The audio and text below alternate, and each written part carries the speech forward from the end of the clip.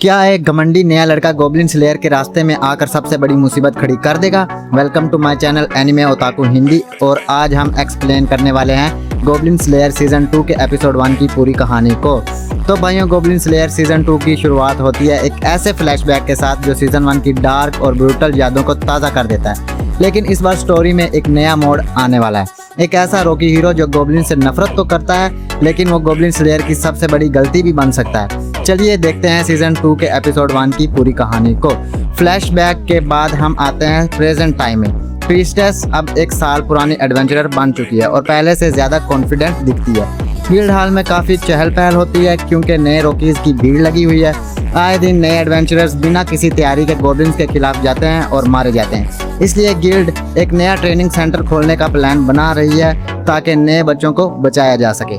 इसी बीच हमारी मुलाकात होती है एक red heard Rocky wizard boy से। ये लड़का बेहद जिद्दी और घमंडी है जो बस गोब्लिन्स को खत्म करना चाहता है। दूसरी तरफ हमारे गोब्लिन स्लेयर भाई शांति से एक नए रिहा फाइटर को समझाते हैं कि जंग के दौरान पोशन को टच करके कैसे पहचानें।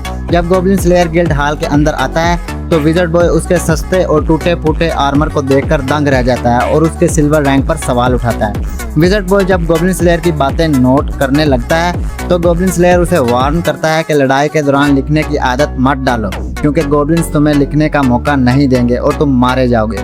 इसके बाद विज़र्ड बॉय को मेहनत सिखाने के लिए उसके फार्म पर लाया जाता है जहां उसे गोबर साफ करने का काम मिलता है। रात को विज़र्ड बॉय जब फार्म के लोगों के बारे में पूछता है तो गोब्लिन स्लेयर बताता है कि काओ गर्ल उसकी बचपन की दोस्त है लेकिन अंकल उसे बिल्कुल पसंद नहीं करते। अगले दिन विज़र्ड बॉय काउंटर पर जाकर अकेले क्वेस्ट मांगता है पर गिल्ड गर्ल उसे मना कर देती है कि अकेले जाना मना है। उसका एटीट्यूड देखकर कोई नया एडवेंचरर उसके साथ पार्टी नहीं बनाता। विज़र्ड बॉय की जिद को देखते हुए प्रीस्टेस आगे आती है और गोब्लिन स्लेयर से कहती है कि वो इस लड़के को अपनी पार्टी में रख ले ताकि उसे ट्रेन किया जा सके। गोब्लिन स्लेयर हमेशा की तरह मान जाता है और नया मिशन शुरू होता है। गोब्लिन स्लेयर, प्रीस्टेस और विज़र्ड बॉय नए मिशन पर एक केव के अंदर जाते हैं। विज़र्ड बॉय घमंड में आकर कहता है कि वो अकेले ही सबको संभाल लेगा। जैसे ही गोब्लिन उन पर हमला करते हैं विज़र्ड बॉय अपना एटीट्यूड दिखाने के लिए एक बड़ी फायर मैजिक स्पेल यूज करने लगता है। गोब्लिन स्लेयर उसे चिल्ला कर रोकता है कि गुफा के अंदर आग मत जलाओ, इससे ऑक्सीजन खत्म हो जाएगी और दम घुटने लगेगा।